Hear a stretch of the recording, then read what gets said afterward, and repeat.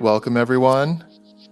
My name is James Lee. Welcome. I'm James Lee from Front and Centered. I'm the communications lead for Front and Centered, and we're here today to talk about saving our forests. Before I get into that, I just wanted to welcome you back to day 3 of Earth Deserves More Than a Day. We've got some great programming for you lined up later on today. In particular, at 5 o'clock, we're going to have our youth radio takeover. You can join us here at Columbia City Theater at 5, and you can join the online stream also at 5. We'll go live at 5, but probably the proceedings won't start until 5:30. But yeah, please come down and check us out if you're in the area. I'm joined today to talk about saving our forests with Zephyr, Elise, and Julianne Gale of Mason County Climate Justice, and I'm really excited to talk to them. I think this is the first time I'm going to be talking to both of you together live, because I've only met Julianne. I think we only met maybe a couple times in person. Yeah, but yeah, welcome to the show. We're so glad to be here. Thank you for having us. Absolutely. It's great to see you both. I just wanted to start off by first welcoming you to the space, this online space, but also just to start off with something, maybe taking a step back to ask you first, like, what Mason County Climate Justice is about, maybe a little bit about how you're founded, what do you do, and yeah, what you're working on now. So we kind of started by accident, to be honest. Oh yeah. Zephyr and I met at Standing Rock doing direct action, and when we left, we were looking for a way to get out of the city for a little bit, to kind of recover from that experience. Yeah. And Zephyr's canoe cousin invited us to help build a garden in Lilywalk, Washington. And so we thought we were just coming for a couple months. We took a look around and we were like, why would we ever leave? We fell in love with Mason County right away. And, from my perspective, when you're a newcomer, it doesn't make sense to just start something up. So we started looking around to see where could we plug in to do the work that wakes us up every morning and we think about when we go to bed every night. And we got invited to a lot of amazing things happening in other parts of Washington state. And there were wonderful things happening here too, but nothing with like no BIPOC-led multiracial thing that was focused on climate justice in the way we thought about it. So we looked around for about a year and a half. And then in the fall of 2018, the Julianne v. U.S. court case, also known as Youth v. Gov, it's those young people suing the federal government for a climate action plan. They put out a solidarity call inviting people to host rallies at federal courthouses. And we looked at each other and we said, you know what, maybe this is something to start with, because everyone in Mason County loves and supports youth. And it's actually really not a partisan issue. The original court case was filed against the Obama administration. It went on so long that it was against the Trump administration. And we were like, this might be the thing. Of course, there's no federal courthouse in Mason County. So we did an alternative event. We put up a bunch of flyers. We made a banner. We made cupcakes. Yeah, Zephyr cooked a bunch of food. And we rented a room in the transit center in downtown Shelton. And the press came and 10 people showed up, which, I learned how to organize in LA. So I didn't realize that was, a raging success. Yeah, basically. And then we made the front page of the newspaper and people started inviting us in schools and other organizations to come talk. So we started, doing some talks. I had made an email address just for the poster to avoid getting doxxed. And I just made up Mason County Climate Justice. And at one of the events, someone was like, so what's next for Mason County Climate Justice?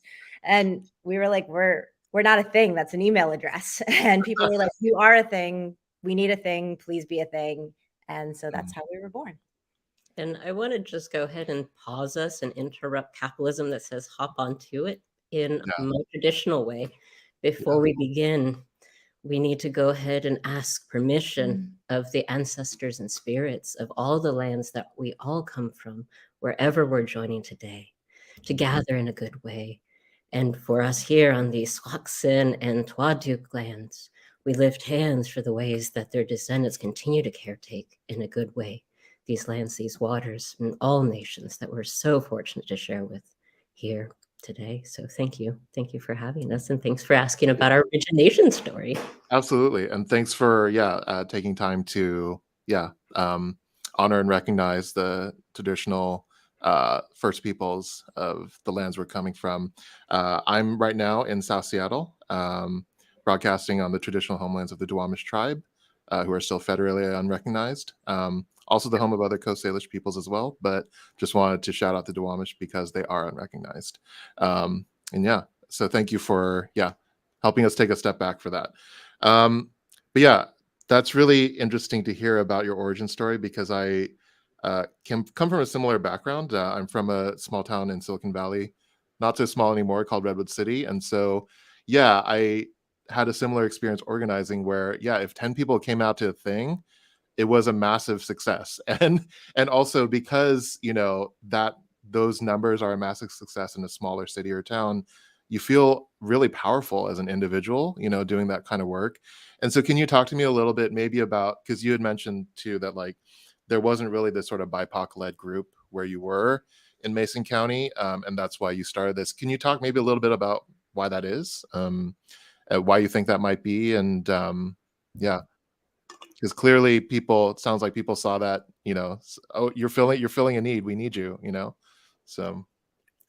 I think it's really important for those who are coming from more urban areas to understand that most of this continent, in fact, the world, is not an urban area. Mhm. And here in Western Washington, because of the last 180 years of colonization, there's kind of two encampments. There's the traditional people. So here in Mason County, we're about 66,000 folk. A lot of those folks have been here since time immemorial of the Skokomish Twaduk Nation and also Squaxin Island or Squaxin Island Nation.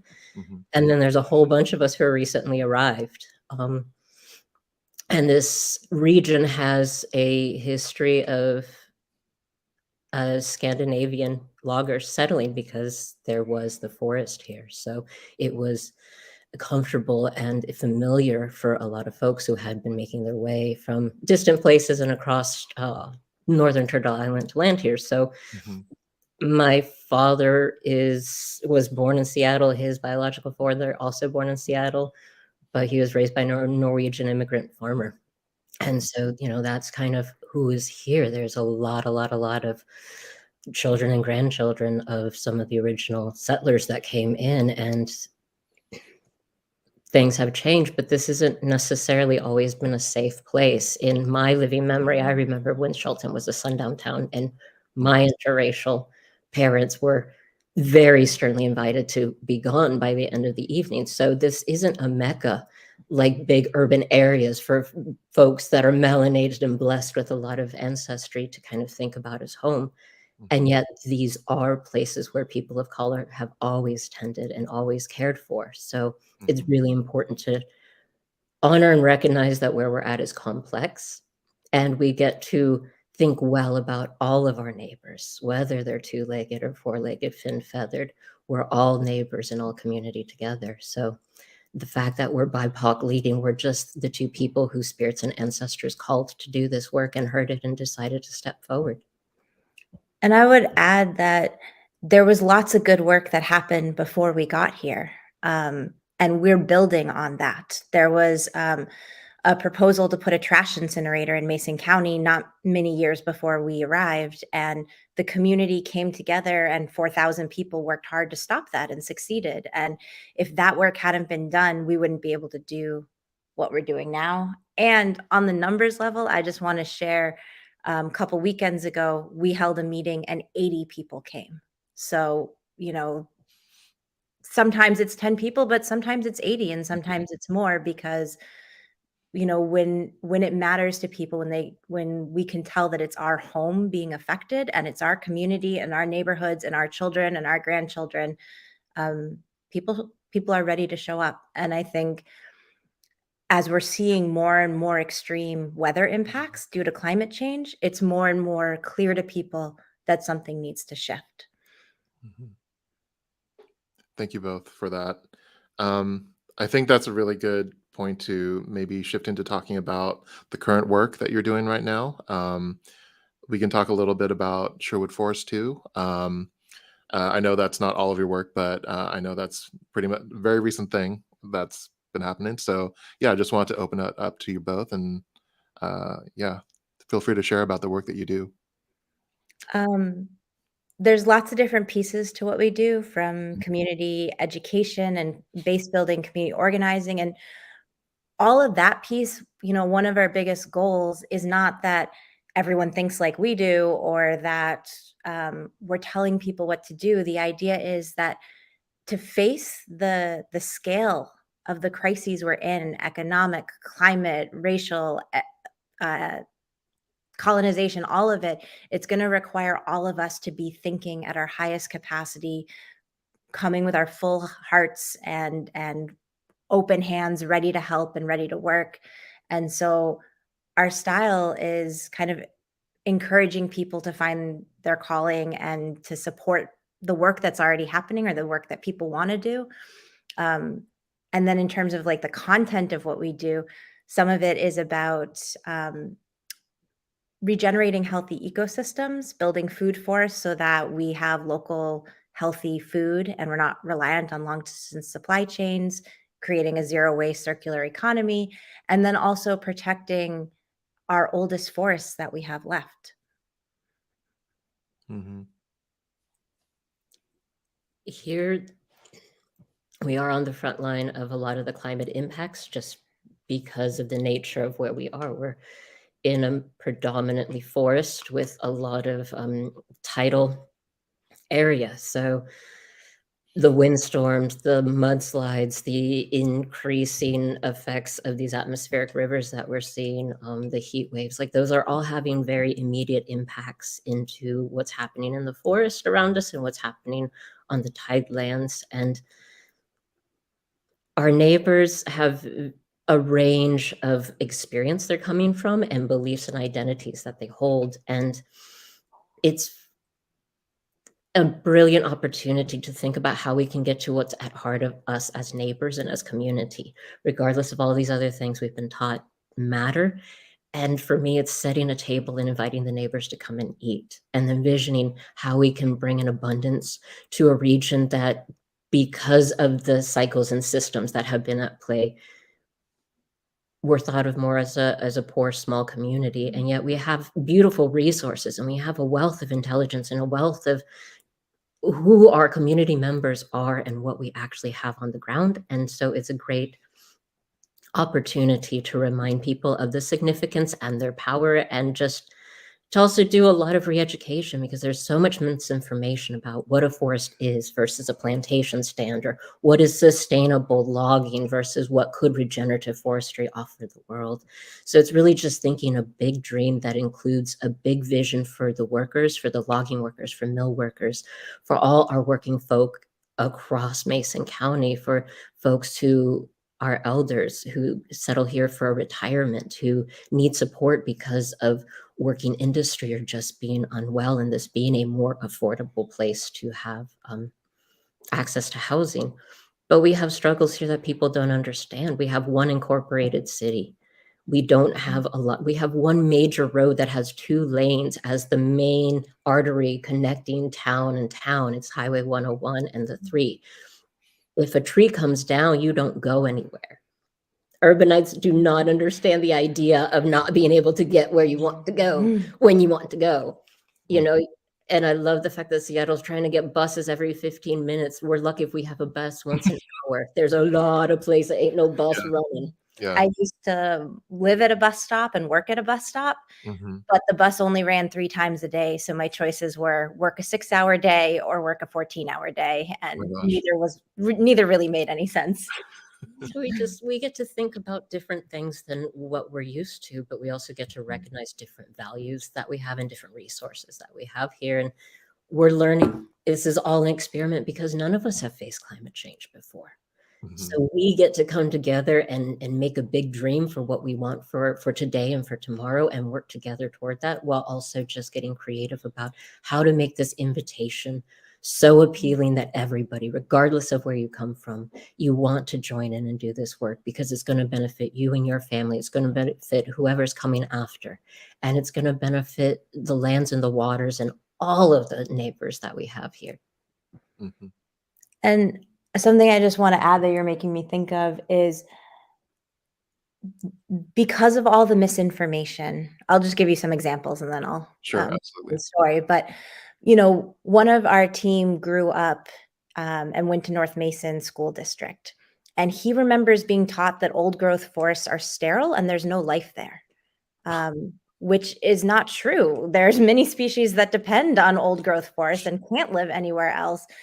I door knocked somewhere once and someone said, there's no animals in an older forest. You have to clear cut it to get the animals. And we were like, what hunter goes to a clear cut? Come on, you know better, right? And then things like the book, The Lorax, was banned. And a pro-logging, pro-industry alternative book called The Truax was published and shared.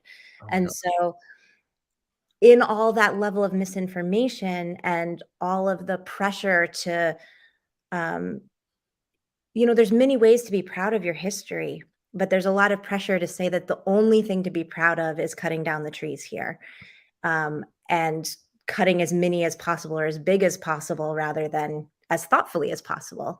And so in starting to say things that can feel really taboo, we talked about a clear cut that happened in Union right after it happened at a local high school. And one of the youth who was there was like, I didn't know anybody else felt sad about those trees leaving besides me. And so a big piece of what we're doing is making it okay to talk about these things and making space for people to notice they're not alone in the things they're thinking and feeling and dreaming of.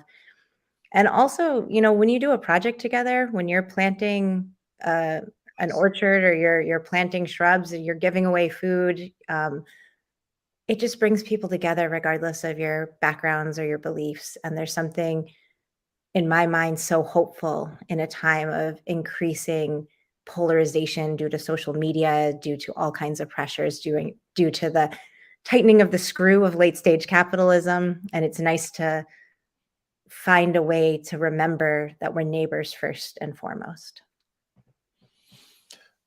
I think I learned a lot right there just in the last few minutes. Because when you first said misinformation, from what little I have heard about your work so far is that my mind immediately went to, oh, like with Sherwood Forest, like how they talk about the forest. But what you're talking about is like what I'm hearing is that misinformation starts very young. It runs deep, and it's like, and when it starts to the level of like, okay, we're replacing Dr. Seuss with like, Mr. Dr. Logger, whatever their book, whoever their book is published by, like that's wild. It's wild. And it's ongoing. Our newspaper came out with a article at one point called "The Forest Gets a Haircut." Our library systems publish education that's pro-logging.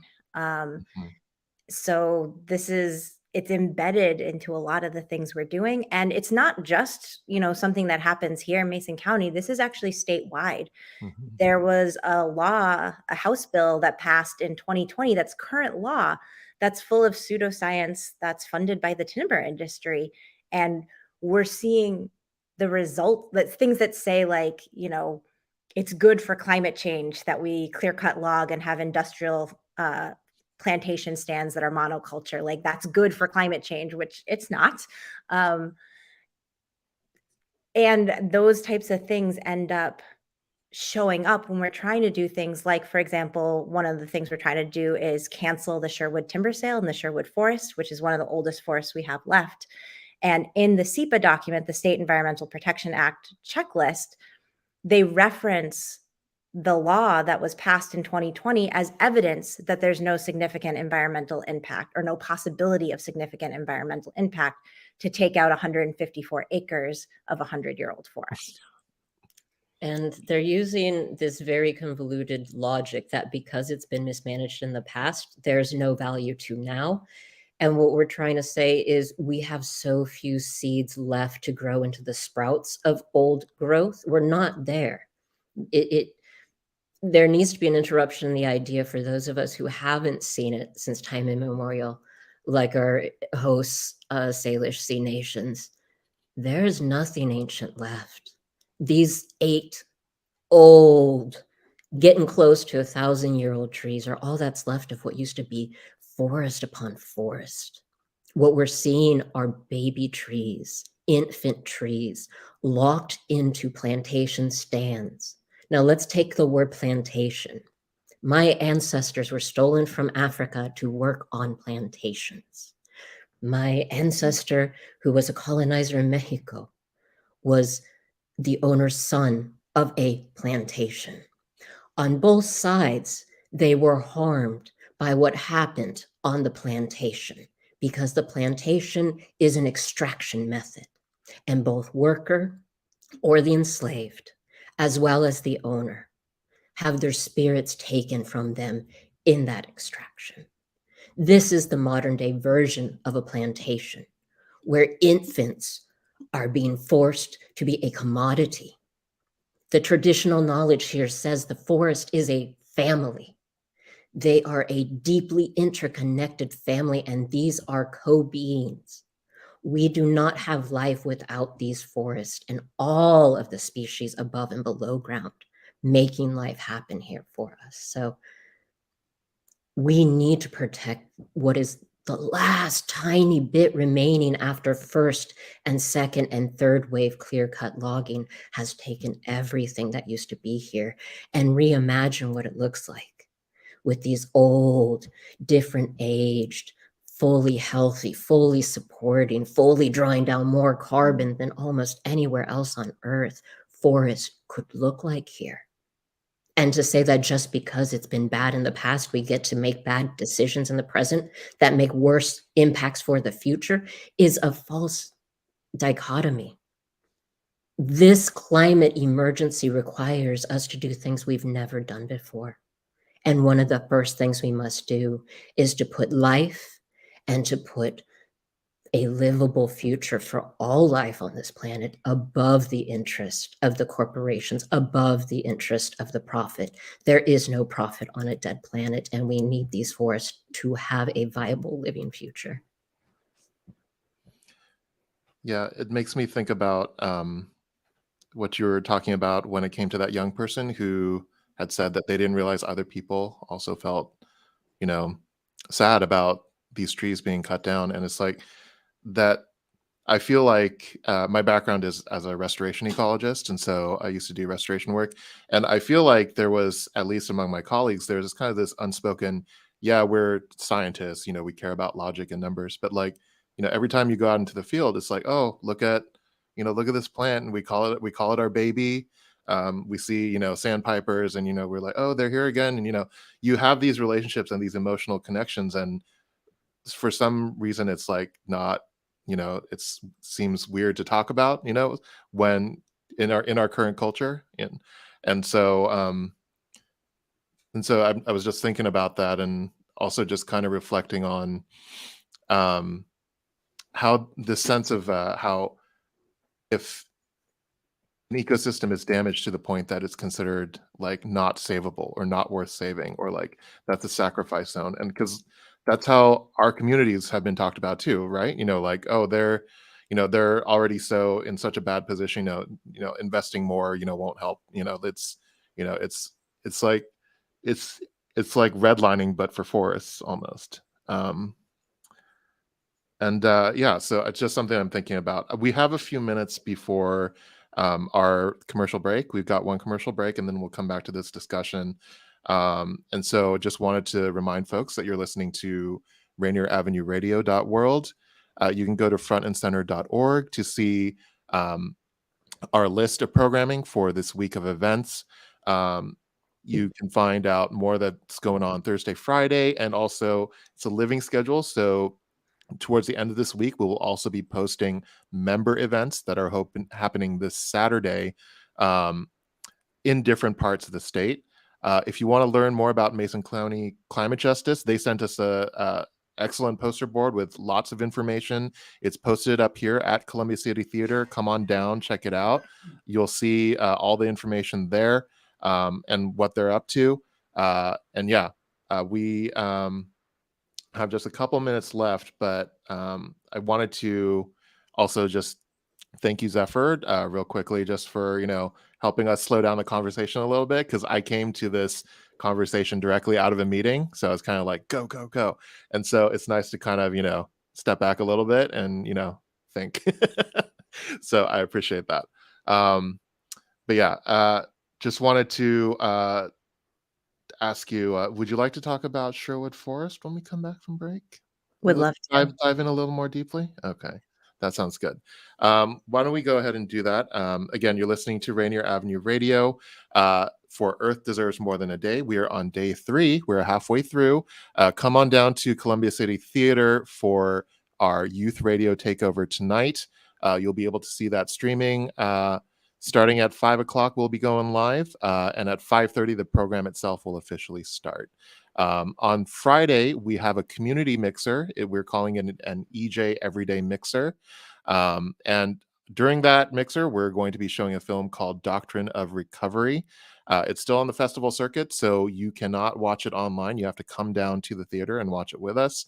But it's a really timely film to be watching because, as we all know, the Vatican recently released a statement about their doctrine of discovery, which they repudiated, but could have had more stronger language around. So we're really excited to be showing this film and to have Mason County Climate Justice with us for this hour. Again, you're listening to Rainier Avenue Radio. My name is James Lee with frontandcenter.org.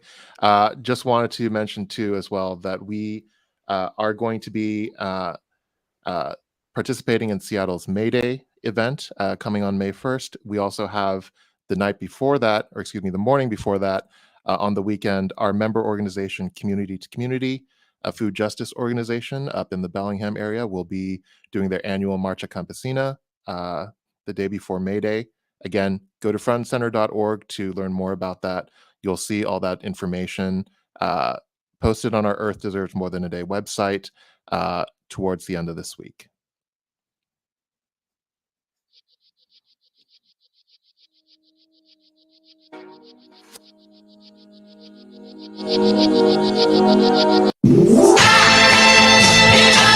This is Paul Pearson, host of Star Time. And when I'm not being reprimanded by traffic cops, I'm listening to Rainier Avenue Radio.world. Are you nerdy by nature? The Crosscut Ideas Festival is back with captivating conversations to quench your curiosity. Explore issues in science, health, culture, and politics with thought leaders and innovators like Ibram X. Kendi, Audie Cornish, Eric Holder, John Quillen Hill, Andrew Yang, and more. April 29th to May 6th at the Amazon Meeting Center in downtown Seattle. It's the Crosscut Ideas Festival, where curiosity and discovery connect. Get your tickets at crosscut.com/festival. Mga kaibigan, ito po si Kuya Bert Kawili. And this is Miles Salvador from Australia. And I'm Norb Kawili, also known as Norbcam. Kung gusto niyo po ang latest news and events from the Philippines at the local Filipino community, Phil-Am Radio po. We play Filipino music and interview guests from all around the world. And I'll keep you updated on the latest Seahawks and sports news. Kaya always tune in, Phil-Am Radio, every Tuesday, 1 to 2:30 p.m. Pacific Time on Rainier Avenue Radio.world. And in YouTube and Facebook. Salamat po. The Beat of the Fox with Nastiness is back on K-Fox Night Beat. Yo, what's the deal? It's the legendary Hall of Fame DJ Mixmaster Ice from UTFO. What's up? Who you thought this is? This is Sir Mix-a-Lot. And this is Terry Lewis. And I'm Grand Mixer GMS. What's up, y'all? This is DJ Third Degree. This is JJ Hudson from the High Children family. Sunday nights from 9 p.m. to 11 p.m. Pacific Standard Time. It's K-Fox Night Beat with DJ Nastiness. Bringing back the memories. Bringing back the memories. Bringing Seattle's hottest music. Bringing Seattle's hottest music. Rainier Avenue Radio.world. That's my noise. Peace. Hospital bills are often a surprise, and not the good kind. But you may also be surprised to learn that you can get 50, 75, or even 100% off those bills. Thanks to a new law, there's a good chance you're one of the 4 million Washingtonians who qualify. Whether or not you have health insurance, the law requires hospitals provide the care you need at an affordable cost. So, ask your hospital or visit affordablehospital.wa.gov to see if you are eligible. Rainier Avenue Radio, your community radio station will provide you with more information. Rainier Avenue Radio.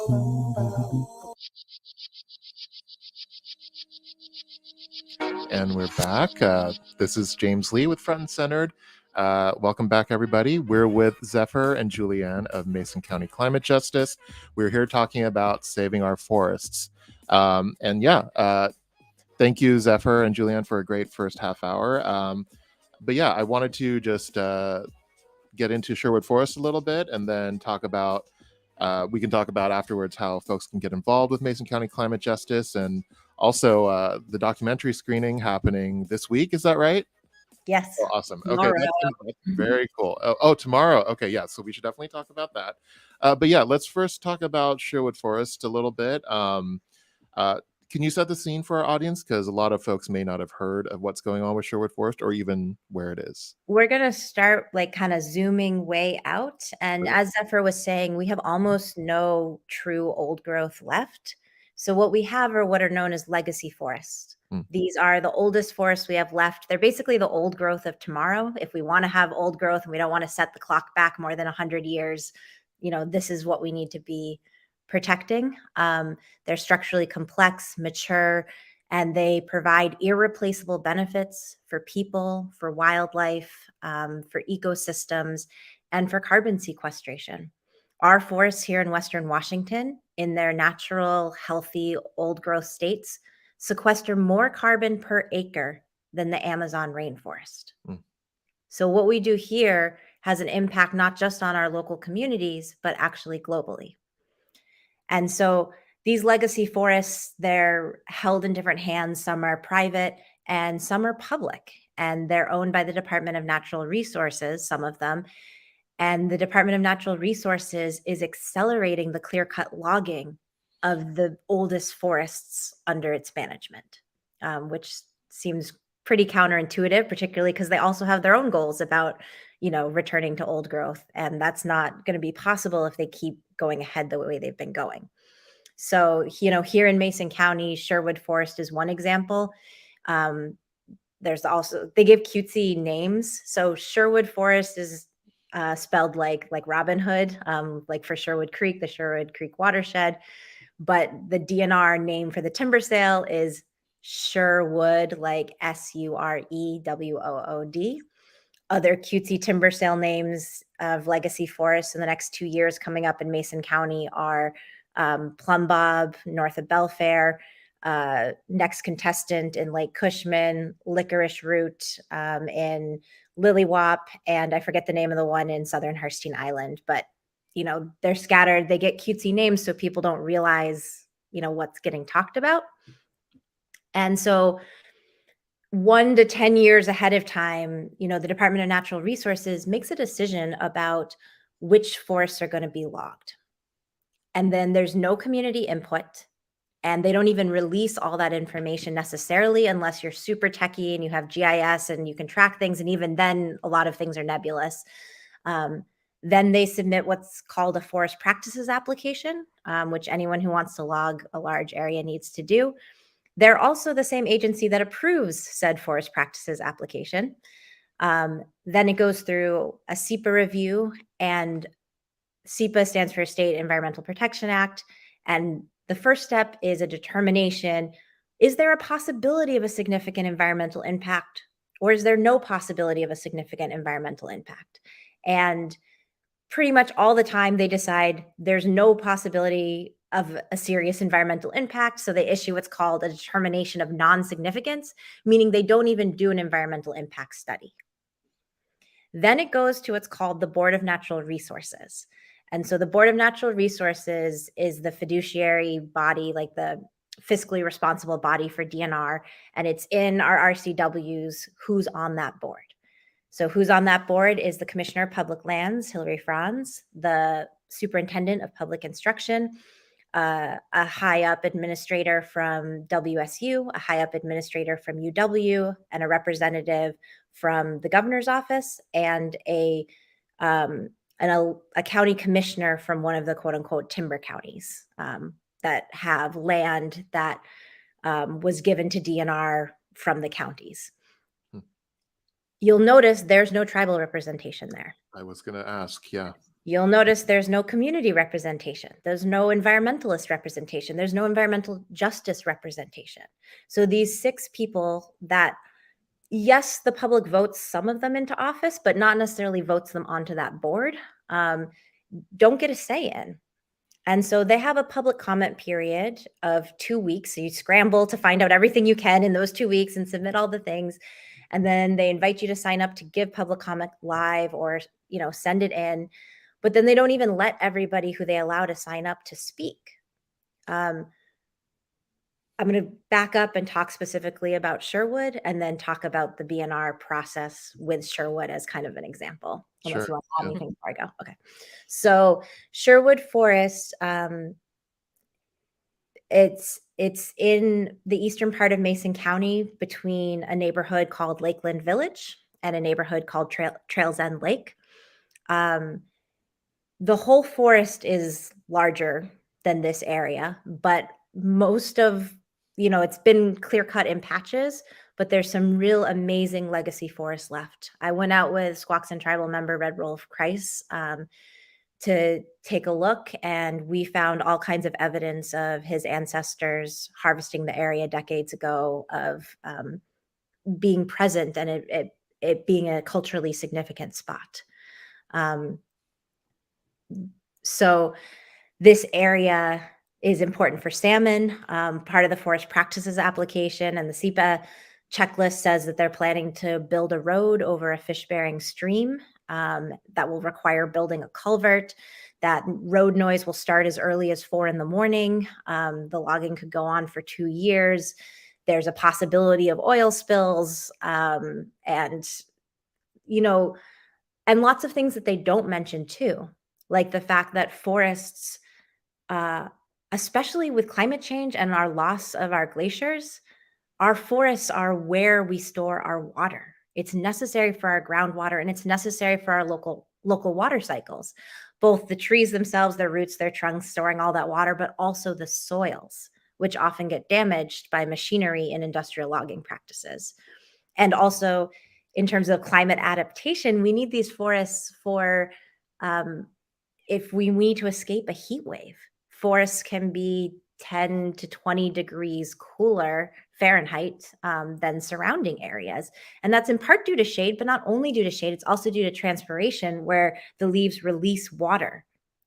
So that's wetter, and it also keeps things moist year round. And that helps prevent greater disasters with wildfires and with drought. And then there's like the human benefits. There's lots of people who brush pick in that forest and in other older forests, and that's like their economic survival, particularly undocumented folks who don't have other options.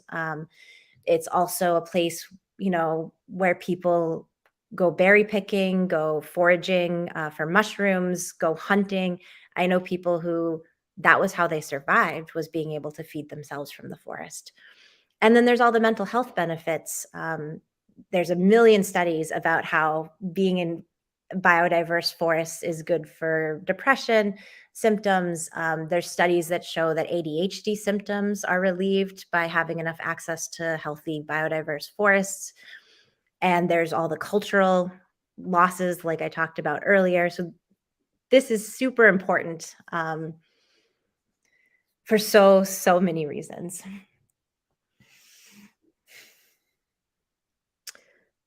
What isn't in the presentation that DNR gave at the meeting is, that they very specifically crop photos so it looks like it's on a flat thing. But if you know anything about most of Mason County, we're in the foothills of the Olympic Mountains. Everything's on a hill. The flat part that they're looking at is the railroad. that was built through there and made to be flat. and It's actually quite a steep slope. And there's all these houses right below the railroad that already get a lot of water flow from the forest. I know a homeowner who put in drains so his garage wouldn't flood. And in another part just down the street where they did clear cut in 96, another neighbor, their house flooded after that clear cut. And so it's almost certainly going to increase water flow without the healthy soils and roots holding on to the water. And one of the big problems that happened is that when DNR went out to survey and to kind of do a little bit of the footwork they have to do to talk about where the roads are and to put the leaf tree markings, they told residents, oh, we don't know if we're going to actually cut it. And then when they reached out and gave the official letter, it was just a handful of residents directly on the road immediately adjacent to. It wasn't even on apparently the whole of the road, let alone all of the members of that community that are going to experience changes in their microclimate, whether it's decreased water, increased temperatures, noise, and traffic. And you can't have a proper consultation without asking the folks immediately on the ground what they think and opening up the space and the time to let people actually on their schedule come in. These short cycles, this bureaucratic schedule is how harm happens quickly. They can clear cut this entire forest in a couple of days with bunch of fellers, what took over 100 years to grow. And the impacts are going to be felt for decades. So things have got to change. Everything about how we're doing things is not working well, honestly, for anyone. And the whole piece of lack of community input is one of the biggest issues. As Zephyr was saying, only about 10 houses out of over 900 received a letter from DNR that this is going to happen and affect their lives greatly. We've talked to lots of homeowners next to clear cuts, and we've experienced it ourselves living next to a clear cut where when the wildlife has no place to go, then it moves into the residential areas. And so there are people who never had to deer fence because the deer had plenty of food in the forest that now can't grow gardens without expensive fencing. There are people who never had issues with rodents that now have lots of issues with rodents. There are people losing their pets to large predators that lost their habitat and lost their food sources. So, all of this is ridiculous on so many levels. And, when we went to the BNR meeting, they allowed 29 people to speak. 23 out of those 29 people said, please don't log our oldest forests. And many of them mentioned Sherwood by name. And then they cut it off. And most of the Lakeland Village residents had signed up late because they'd found out about it late, so they didn't get to speak, and even though it was their own home. And then DNR and BNR are supposed to post, this is the agenda, these are all the documents related to the meeting. So they posted most of those documents. But what they didn't post is because we'd been sending all this public comment, they created a misleading presentation about Sherwood Forest. So after the public comment was cut off, then they presented a presentation that none of us had access to ahead of time, and we had no chance to rebut it. And it included all kinds of things like everything is flat. And this is a perfect example of a working forest that has no structural diversity. All the tree trunks are small.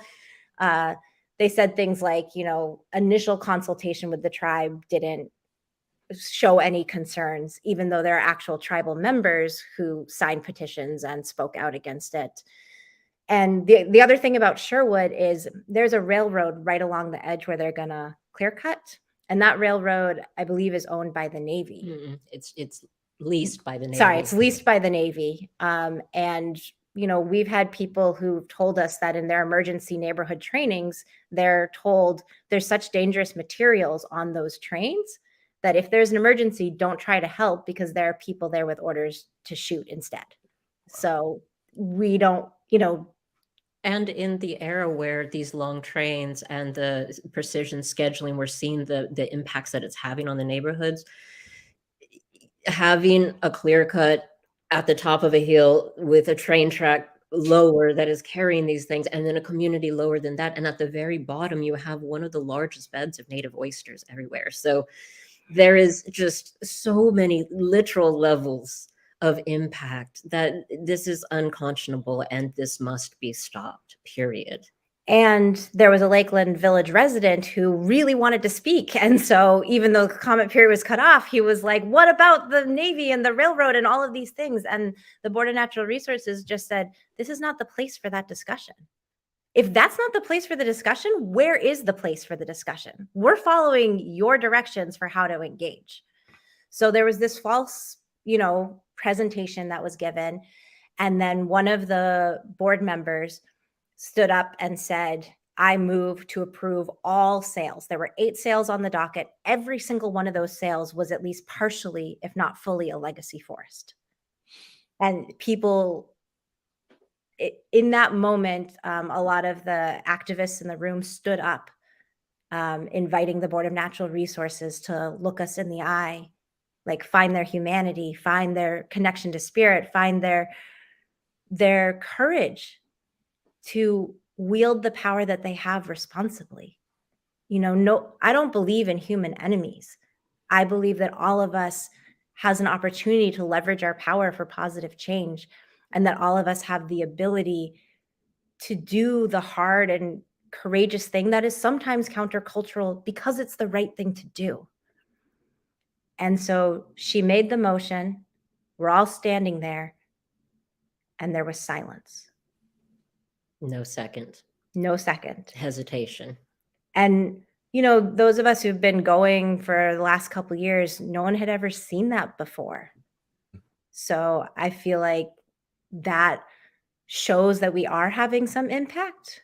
Unfortunately, it didn't stop there. They went on to unanimously approve all the sales, asking questions and only listening to answers from the DNR staff. So here's where we are now and what you can do to help. So it's scheduled to go to auction on May 23rd. And there's another BNR meeting on May 2nd. And so you can sign up to give public comment, or you can just show up in person.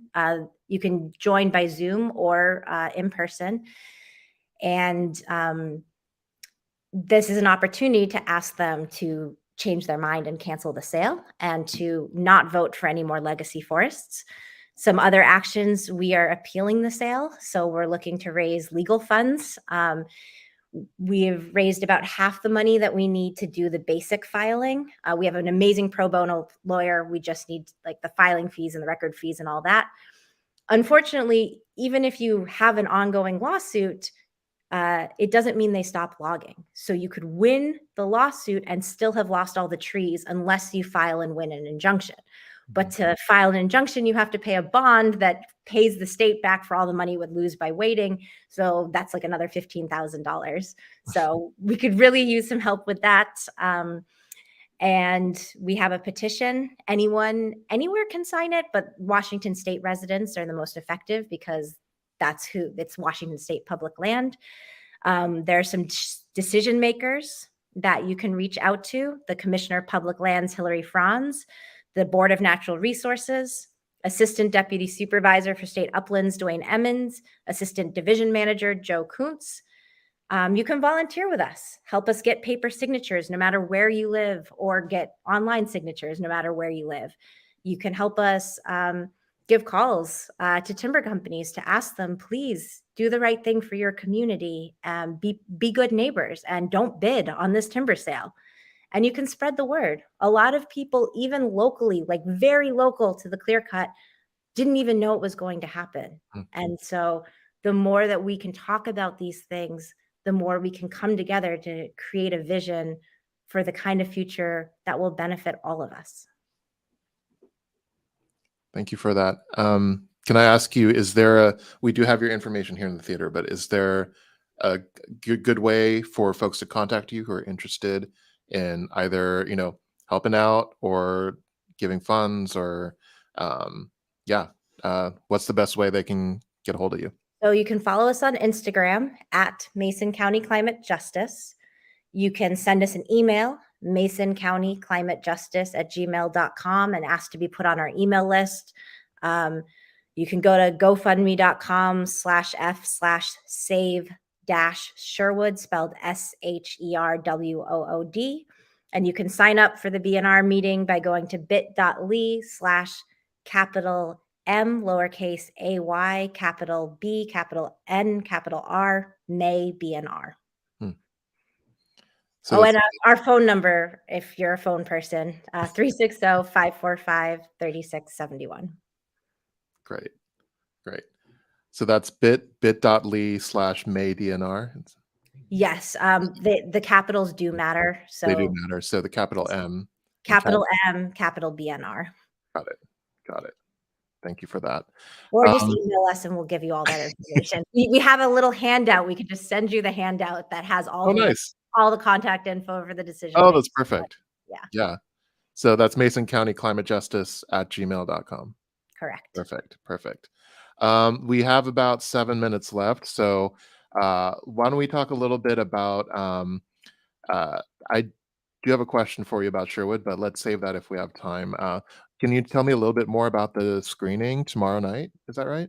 So if you are very overwhelmed with all the information we've just presented, we have a 1 hour and 2-minute documentary premiering, Shelton Locally Made. We started this project because a fellow Mason County Climate Justice member's backyard forest was being clear cut and was experiencing it, and kind of came to the group being like, what do we do? And Julianne, being who Julianne is, was like, we're going to make art and we're going to do public art piece. No, don't give me credit. It was his idea. He was like, if people just saw it, like if they just saw drone footage of what the clear cuts are like, they don't know what it's like, So don't give me credit for that. That wasn't me. So we as a collective, we went out and we did what we did. And James John Bell started making this fabulous piece about what was close to his heart. It was literally in his backyard, and gave it over to me exactly 2 years ago tomorrow and said, hey, I just need this, this, and this. Can you edit it? And it was going to be a 15-minute piece, and it was supposed to be out in May of 2021. And here we are 2 years later. It's gone from 15 minutes to a whole hour. And we have Indigenous Skokomish culture keepers, and we get to hear stories from their elders, and we get to hear from Skokomish youth about why this matters, and we get to hear from educators and on-the-ground activists and community organizers and a health care practitioner about the big picture of what forests do for us and why they matter. And as teasers, if you come early, so gates are going to open at the Shelton Drive-In on Highway 101, Skyline Drive-In. Gates are at 7. Show is at 8. We're going to have a little preview screeners of how plants cool the earth and why Sherwood matters. And so don't worry if you didn't get it in this 1 hour radio. Come on out and get to soak in all this information again for another hour. And it is free, all ages. We welcome everyone. Come on down. And if you can't make it, but you want to host a screening in your own community, we would be happy to do that. So again, you can email us at masoncountyklimatejustice@gmail.com, or even better. And the website is going live, hopefully by the end of the week, at We Speak for the Forest, plural, film.com. Or you can email We Speak for the Forest film@gmail.com as well. Right. What going on? That's exciting. So that's at the Shelton Drive-In. Is that right? Got it. Thank you for that. We have about 4 minutes left, so I just wanted to maybe ask you one final question. You can take it in tandem, or whoever wants to take it. But I just wanted to, just reflecting on what you've said about the process with BNR and how that's worked out for yourselves and for others in your community. Just maybe I'm asking this because I've had similar experiences, and it's kind of, having that experience where this is the institution where you're supposed to be able to have that, make your, give your input and have your say, and then you see how, you kind of see how the sausage is made and how that actually looks and works. And so I guess my question for you, just to wrap things up, is, just that process can be very painful and traumatizing and demoralizing. And so what sort of work outside of that kind of thing gives you the opposite emotions, of joy, of motivation, of feeling cared for and safe? What are the kind of things that you're doing that make you feel that way? Shall I start? I do a lot of peer-based counseling. That's something that really helps me. I do go out into the forests and be present and listen to the waters and the trees. That helps me. And also, I try to notice the overall trajectory. Like, we didn't win that vote, but we won a pause where no one was willing to second. That's a shift, and that comes from grassroots pressure from people who started long before I started on this fight. And seeing individual shifts and the moments of joy and the way we hold each other when we are disappointed or enraged or grieving, the ways we come together as community, the ways we eat good food, all of that really helps.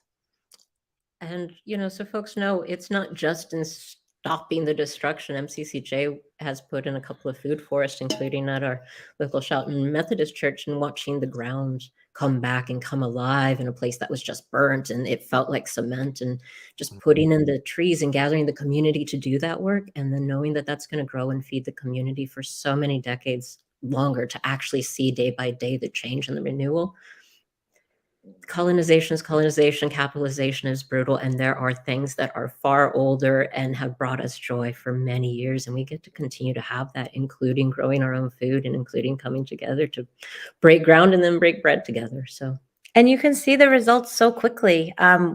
2 months after we put in the first trees, we went back to put in some shrubs in that food forest, and the soil was 10 shades darker. There was so much more life. There was so much more carbon in the soil. And so you had this tangible sense of like, we did that as a community. And then we had a meeting, 3 or 4 years later, just recently, and people were saying what it did for them. Church members were saying, instead of looking in, they were looking out and being part of the community. Homeschoolers were saying, this is the work we want our children to experience. And that's the kind of thing that keeps us going, is building community, building soil, and hopefully saving Sherwood Forest. Thank you both for that. I'm going to leave it at that and just thank you both, Zephyr and Julianne of Mason County Climate Justice, for joining us. Thank you so much, and for the work that you're doing. This has been Saving Our Forests. I'm James Lee with Front and Centered, and you're listening to Rainier Avenue Radio.world.